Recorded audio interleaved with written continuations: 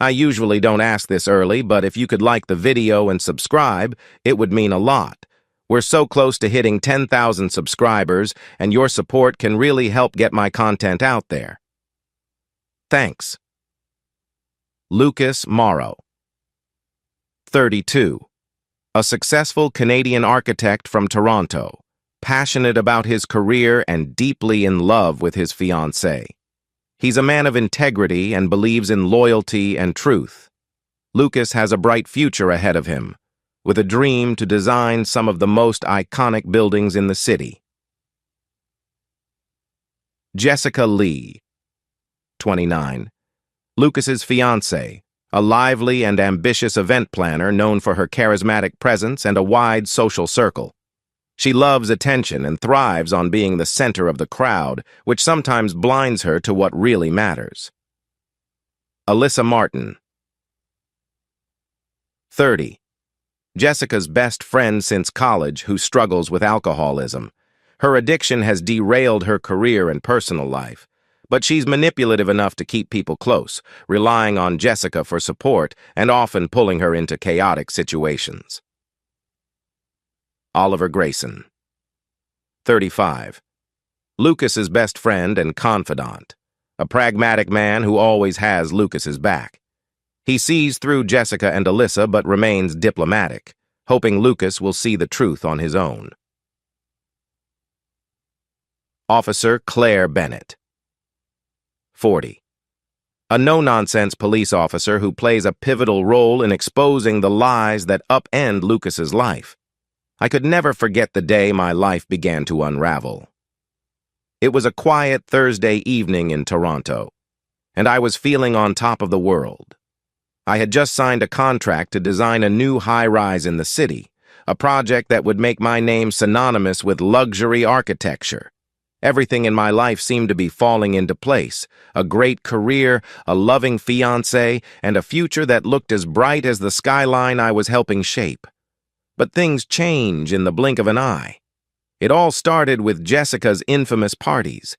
They weren't my thing, but I loved her, and I'd grown used to her wanting to entertain her large group of friends. These gatherings were her way of unwinding after work, her chance to flaunt her success as an event planner and, I suspect, show off our relationship. I didn't mind. We had an understanding. I'd make appearances, talk to her friends, and then retreat to the quiet of my study. That night, though, was different. Alyssa, her best friend, arrived late, as usual. Even before she walked through the door, I could hear her high-pitched laughter from down the hall. Alyssa had always been a wild card, unpredictable and erratic. She had a certain magnetism, the kind that made you want to be around her, even though you knew it would end badly. That night, she stumbled into the apartment, glassy-eyed and reeking of whiskey. "She's had a rough day," Jessica whispered to me as I shot her a concerned look. "Just let her be." Alyssa was loud, obnoxious, and her drinking had only gotten worse over the past few months. But Jessica's blind loyalty to her kept me from saying anything that night. I didn't want to cause a scene, especially with so many of Jessica's friends around. As the evening wore on, Alyssa became more unhinged. She knocked over a vase in the living room, laughed it off, and then spilled her drink on our new couch. Jessica tried to brush it aside, but I saw the tension in her shoulders. She knew Alyssa was crossing a line, yet she refused to say anything, as if protecting Alyssa from herself was more important than maintaining any sense of decorum. I couldn't take it anymore. "Hey, Alyssa, maybe it's time to call it a night?" I suggested gently, trying not to embarrass her in front of everyone. Her eyes darkened instantly. "What's your problem, Lucas? You've always had a stick up your ass." She slurred her words, waving her drink around dangerously close to Jessica's beloved art collection. I could feel the temperature in the room drop as all eyes turned to me. I wasn't going to engage in a public fight. Not here. Not now. "Let's just sit down," I said, attempting to de-escalate the situation. Alyssa wasn't having it. She lunged forward, losing her balance and knocking over a table, sending glasses and plates crashing to the floor. Jessica hurried over to clean up the mess, and the rest of the partygoers shifted awkwardly, unsure whether to intervene or leave. I stepped in to help, but Alyssa turned on me, eyes blazing. "You think you're better than me, don't you, Lucas? Just because you've got your fancy job and perfect life." I stayed calm. "Alyssa, I'm just trying to help." "Help?" She spat the word like it was poison. "You think you're some kind of hero? Get over yourself." That was it. I took a deep breath, ready to ask her to leave, when she did something that changed the course of my life forever. With a wild swing, she slapped me hard across the face. I stumbled back in shock, the room going silent. My cheeks stung, but what hurt more was the disbelief in Jessica's eyes. "Alyssa! Alyssa!" Jessica gasped, rushing to her friend's side.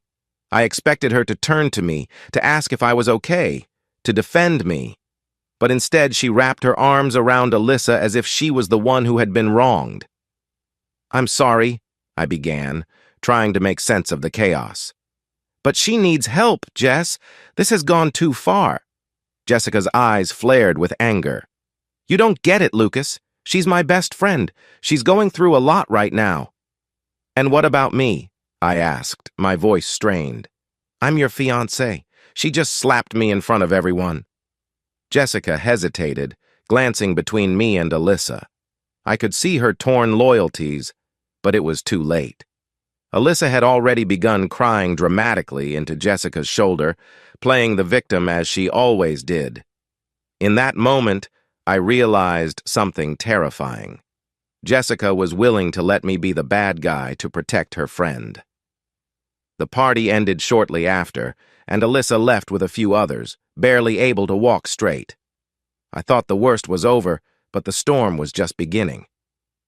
The next morning, I was woken up by the sound of loud knocking. I groggily made my way to the door, only to find 2 police officers standing there. "Lucas Morrow?" one of them asked. "Yes," I replied, my heart pounding in my chest.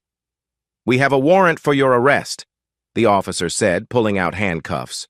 "You're being charged with assault." I froze. "What?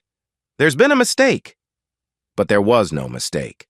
Alyssa had gone to the police, accusing me of attacking her at the party. She'd spun the entire event into a story where I had been the aggressor, and Jessica, my own fiancée, had backed her up. I spent the next 48 hours in jail, trying to piece together how my life had fallen apart so quickly. When I was finally released, I confronted Jessica. I hoped, she had been coerced or manipulated. But when I walked into our condo, she was sitting at the kitchen table, eyes red from crying, but posture rigid. "You have to understand," she began. "Alyssa is like a sister to me. She would never lie about something like this." I couldn't believe what I was hearing. "Jessica, she slapped me! You saw it!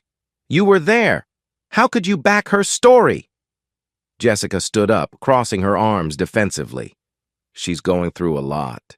She's not in the right headspace, and maybe things got out of hand, but you don't know what it's like to have a friend like that." I stared at her, feeling the last threads of my patience snapping. "You're right, I don't, because I wouldn't keep a friend who would ruin someone's life just to cover her own mess. You saw what happened, and you chose to side with her, not me."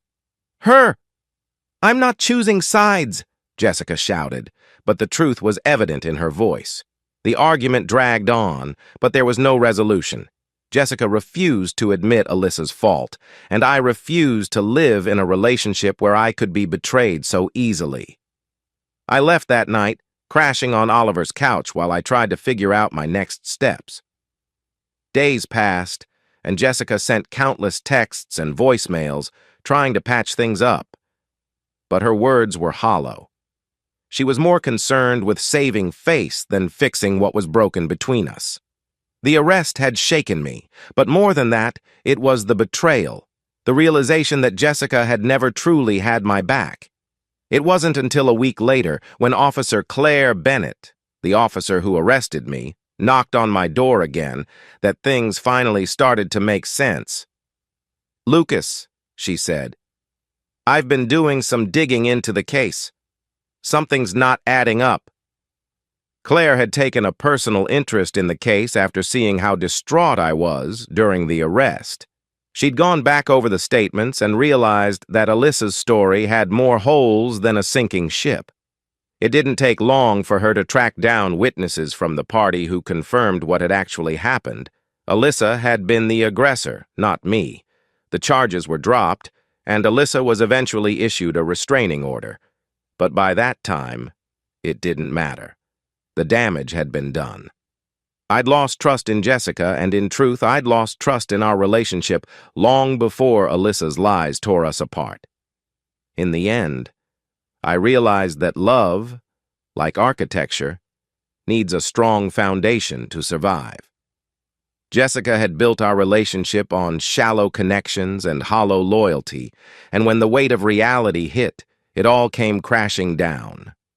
Sometimes, losing everything is the only way to rebuild something stronger.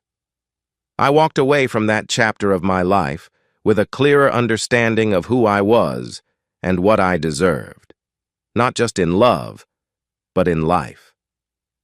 Thank you for staying with me through this emotional journey of betrayal, heartbreak, and rebuilding. Remember, a relationship without trust is like a house built on sand. Have you ever experienced a moment where you had to make a tough decision like Lucas? We'd love to hear your thoughts.